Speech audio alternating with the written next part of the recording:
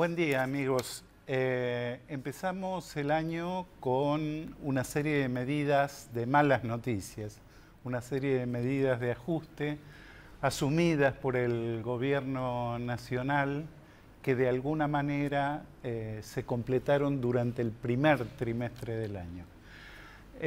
Vamos a mostrar unas placas y en forma muy sintética trataremos de resumir el verdadero coste del ajuste. Hace pocos días el exministro Roberto Labaña dijo que el gobierno se tenía que hacer responsable y decir quiénes van a pagar este ajuste. Por ajuste se refería a la devaluación, a la suba de las tasas de interés, a la absorción abrupta de pesos y dólares de la plaza financiera y otras medidas que incluyen un tope virtual, ya que no real, a las paritarias, a las negociaciones paritarias. Bueno, acá vamos a mostrar tres claves en tres placas. Uno son un estudio, el primero es un estudio del economista Miguel Bain, famoso últimamente porque fue citado por la presidenta Cristina Fernández elogiosamente, que ha marcado que la aceleración de precios desde noviembre del 2013 hasta febrero del 2014, es decir, 4 meses, perdió 11% el poder adquisitivo de los salarios. Es decir, los trabajadores, los gremios llegan a las paritarias antes de discutir los ajustes salariales en las próximas paritarias con un 11% de pérdida del poder adquisitivo real desde antes. Segundo dato, los empresarios que están vinculados justamente a las negociaciones paritarias estiman que al final de la ronda de convenios, de nuevos convenios que se firmarán, los salarios van a subir este año 10 puntos menos que la inflación. Por ejemplo, 30% contra 40% estimado. Es decir, otros 10 puntos de pérdida del poder adquisitivo. Nunca antes en la década kirchnerista, e incluyo la crisis entre recesiva y de estancamiento, por lo menos del 2008-2009, un poco efecto de la situación internacional, de la crisis internacional, incluyendo ese momento que tuvimos un PBI negativo, nunca el salario había perdido semejante poder de compra. El último dato, los salarios privados del sector formal de la economía llevaban a febrero 14 meses de pérdidas respecto de la inflación real. Otro dato para confirmar, hay una estacionalidad propia de las negociaciones paritarias, que es asumir precios nuevos con salarios viejos. De alguna manera, esa es la ecuación que debe resolver la paritaria que sigue, ¿no? Bueno, en ese caso ya llevamos, antes de empezar las paritarias de nuevo, 14 meses de pérdidas respecto a la inflación real. Por supuesto, hay muchos más comentarios que hacer sobre este proceso de ajuste que para el gobierno se va a terminar de desarrollar durante el segundo trimestre para que en la última parte del año, es decir, los últimos 6 meses del año, después del Mundial de Fútbol, tengamos una especie de rebote, de tranquilidad económica, por lo menos de las variables fundamentales, dólar, inflación y gasto público, ¿no?, que piensan reducir. nuestro invitado de hoy tiene que ver con este tema indirectamente, porque su especialidad es el gran tema energético de la Argentina. Nuestro invitado es el ingeniero Jorge La Peña, fue secretario de Energía de Raúl Alfonsín, llegó a ser presidente del directorio de YPF por ahí 86, 87, ¿no? 87, sí. 87. Fue presidente de la Comisión Nacional de Energía Atómica y ahora es titular del Instituto de Energía General Mosconi. La novedad, a ver, Leo, si la podemos mostrar ahora, la portada de un trabajo que justamente, ahí está, justamente escribieron, condensaron o resumieron los exsecretarios de Energía, que son una serie de trabajos sobre la crisis energética que se venía en la Argentina, que el gobierno negaba y que finalmente explotó, sobre todo a fines del 2013, con unos cortes de luz tremendos. Y bueno, y ahora que tenemos un déficit de, creo, 7.500 millones de dólares en importaciones energéticas, se plantea como un gran desafío de la próxima Argentina, sea quien sea el futuro sucesor de Cristina Fernández.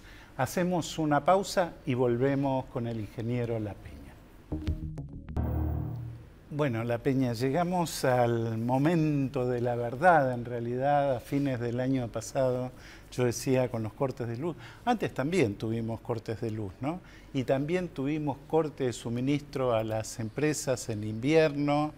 Es decir, lo que no era una crisis energética, lo que era una buena oferta, según el ministro De Vido, se transformó en una crisis.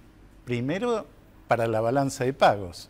Estamos comprando por 13.000 o 14.000 millones de dólares y estamos dejando un déficit de 7.500 millones de dólares. Es un resultado increíble. El gobierno dice que hizo inversiones tremendas en obras que no aparecen y después tenemos este rojo impresionante. Yo me acuerdo que desde el principio, no me acuerdo cuáles fueron los primeros informes de los 8 ex secretarios de Energía, había una advertencia muy puntual sobre lo que se venía, que finalmente tengo la sensación de que se cumplió todo pese a las descalificaciones del gobierno.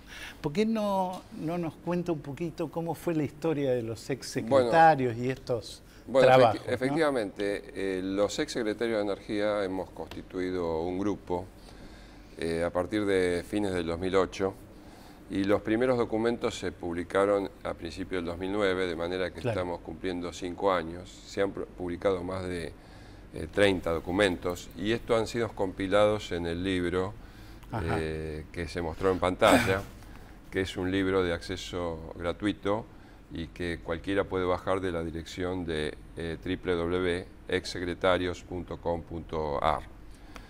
Efectivamente, ahí se advirtió que la Argentina estaba ante una crisis energética cuya característica era la de empeorar con el paso del tiempo.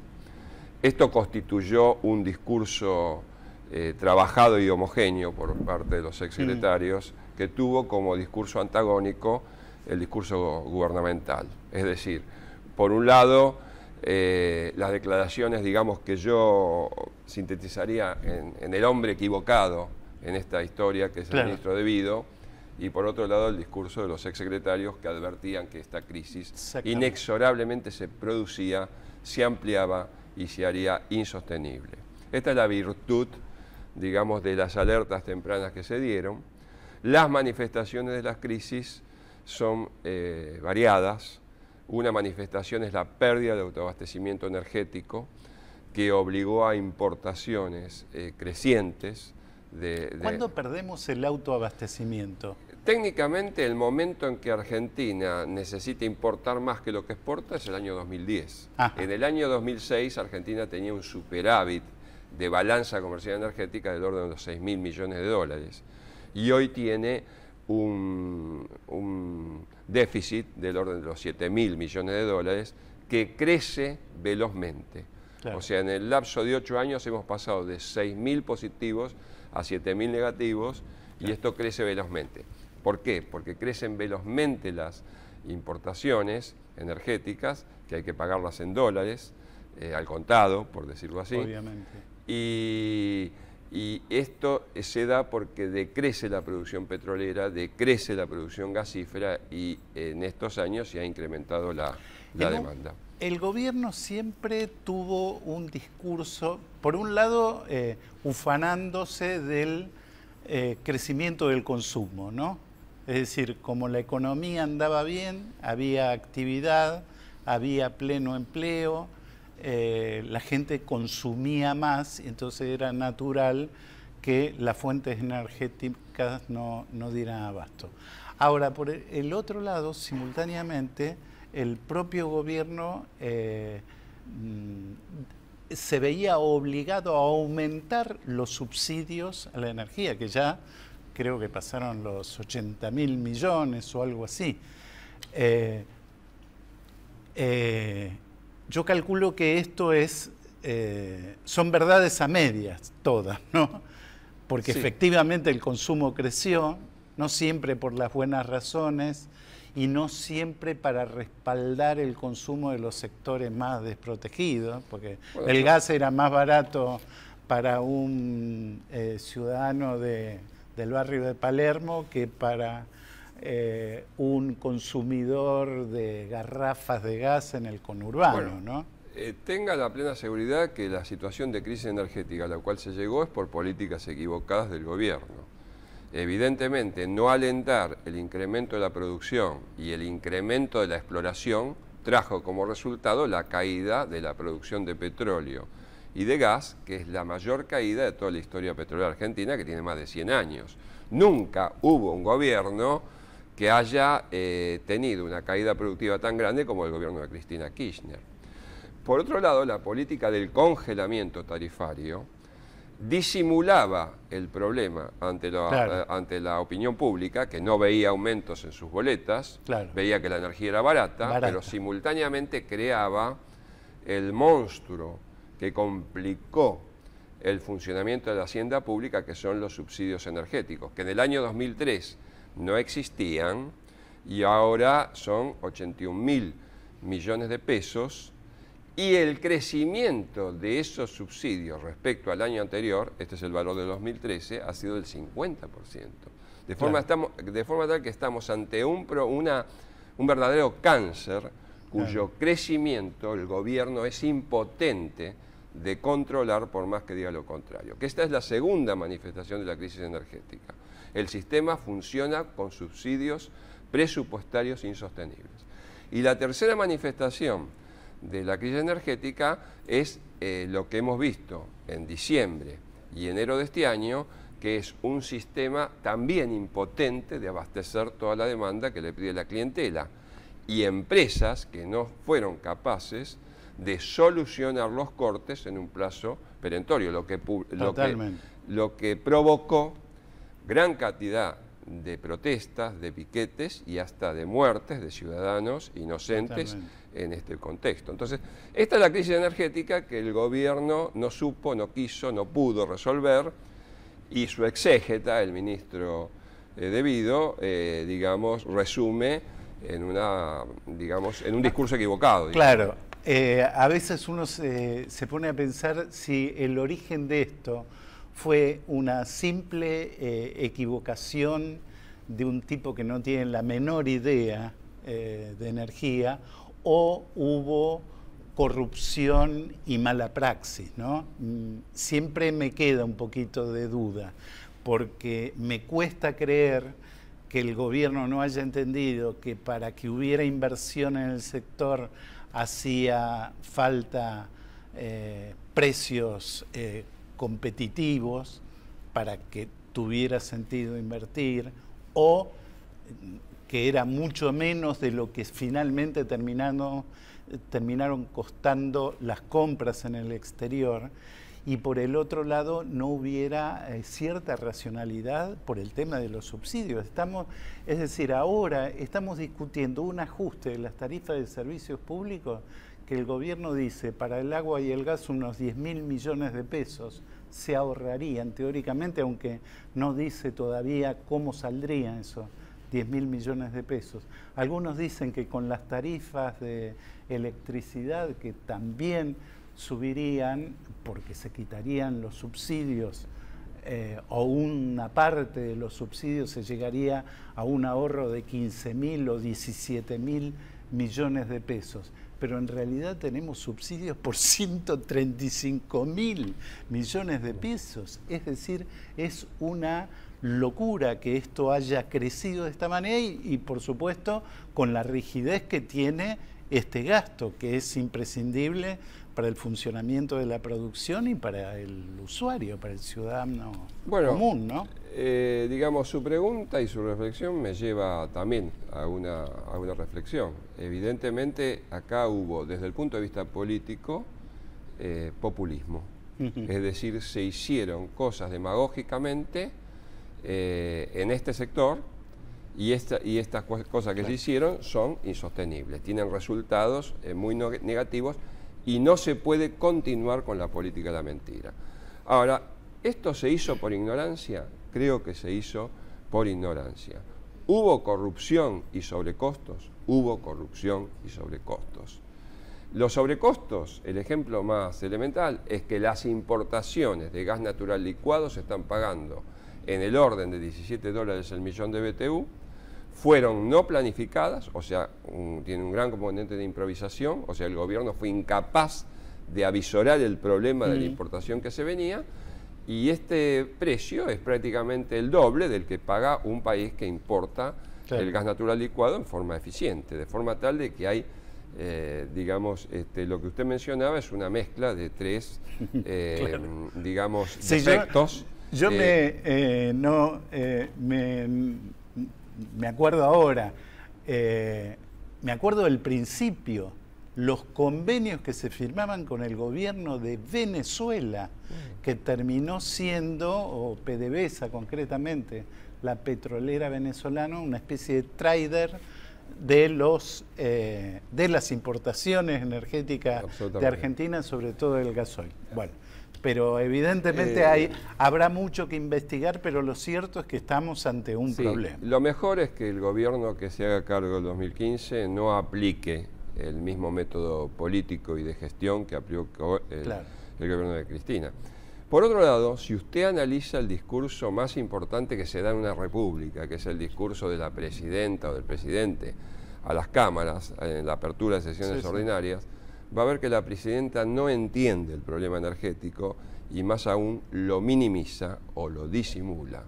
Entonces estamos ante un problema político grave que está, digamos, distorsionando todas las finanzas públicas. Yo creo que el cepo cambiario, es decir, la escasez de dólares, es consecuencia de esta brutal expansión de la demanda de dólares para importar. Exactamente, la escasez de dólares, es decir, el cepo cambiario se precipitó como decisión política del gobierno justamente a raíz del descontrol de las importaciones. Exactamente, cuando se dieron cuenta que las importaciones energéticas superaban los 10.000 millones de dólares en el año y que eran velozmente crecientes, aplicaron el cepo.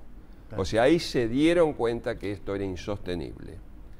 Ahora, también esto es una advertencia para la oposición, que seguramente en alguna de sus variantes va a suceder a este gobierno. El presidente que suceda a Cristina tiene que enfrentar importaciones energéticas superiores a los 15.000 millones de dólares. Quiero dejar claro a la audiencia que las importaciones, aún después de la estatización de YPF, no están bajando, sino están subiendo. Y los subsidios no están bajando, sino están subiendo. Correcto. Ahora viene un tarifazo espectacular. El gobierno ha negado que sea un tarifazo, pero los usuarios, créanme, van a sentir el tarifazo en la próxima factura. Pero por otro lado, alguien podrá decir, bueno, ¿esta es una operación quirúrgica para eliminar los subsidios?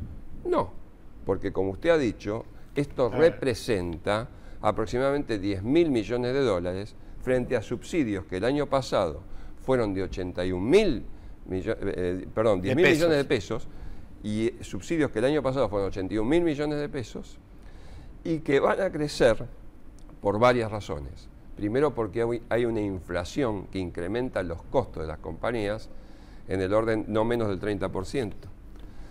Segundo, porque ha habido una devaluación. La devaluación del 20%, traducida a pesos, que es lo que compensa el gobierno, o digamos la fuente de los subsidios, también es creciente en este aspecto. Entonces, hay 2 o 3 causales que nos dicen que en el 2014 los subsidios van a ser muy superiores a los del año pasado. Entonces, decir que el gobierno ideó una forma de bajar 10.000 millones de pesos es decir que el gobierno no sabe cómo resolver este problema de los subsidios. Hay una cosa en La Peña que no puedo dejar de preguntarle, ¿qué es YPF? En un momento, una de las razones encubiertas, porque no lo terminaron de decir explícitamente nunca, el gobierno consideró la expropiación de YPF o del porcentaje de Repsol en YPF como un elemento que tendía a resolver este problema de fondo. Nunca le llamó crisis energética, pero de alguna manera aludían a esta cantidad de dólares que se iban por las importaciones de energía. Lo cierto es que hoy, después de 2 años, creo, de la expropiación de YPF, lo único positivo que tenemos son expectativas, porque obviamente en el sistema financiero internacional las posibilidades de explotación de vaca muerta, de los recursos no convencionales, en Neuquén y en otros sectores de la Argentina, probablemente se justifican, ¿no? Es decir, ¿qué pasa con YPF ahora? Bueno, YPF ahora tiene que ser pagada. Una expropiación lleva como resultado la necesidad de pagarla. Esto se está discutiendo en el Congreso. Ahora los que han votado por la expropiación se desayunan en este momento es que Argentina compró YPF por 5.000 millones de dólares y no tiene los 5.000 millones de dólares para afrontar esa expropiación. Por lo tanto, ha montado una compleja operación financiera que tiene una deuda que tiene un resultado económico que va a ser desastroso para la Argentina. Claro. Por otro lado, la producción de petróleo después de la expropiación sigue bajando. Si bien YPF ha aumentado su porción, pero YPF no es todo el petróleo de Argentina, es apenas el 35% y una porción mucho menor en gas. YPF representa una producción de gas del 25%. Es decir, el total de la producción de petróleo de Argentina sigue bajando y el total de la producción de gas de la Argentina sigue bajando fuertemente, que es el combustible más importante. Por lo tanto, hoy estamos técnicamente peor que en el año 2012, teniendo que afrontar un pago que va a tener consecuencias económicas muy onerosas para la Argentina.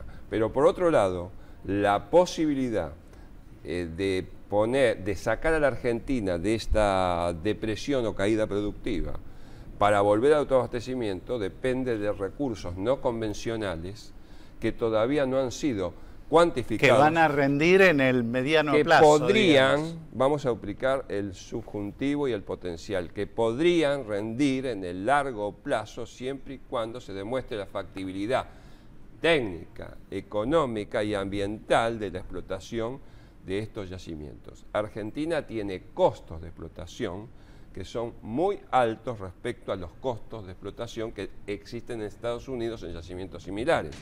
De forma que el desafío que tiene Argentina para poner en marcha prácticamente su única carta, el gobierno tiene una única carta para tratar de resolver este problema, es todavía de un resultado incierto. Gracias, La Peña. Fue clarito. Está claro que esta es una de las claves pendientes, uno de los grandes temas pendientes de esta Argentina, de la transición hacia el 2015. Gracias, nos encontramos la semana que viene en Días de Crisis.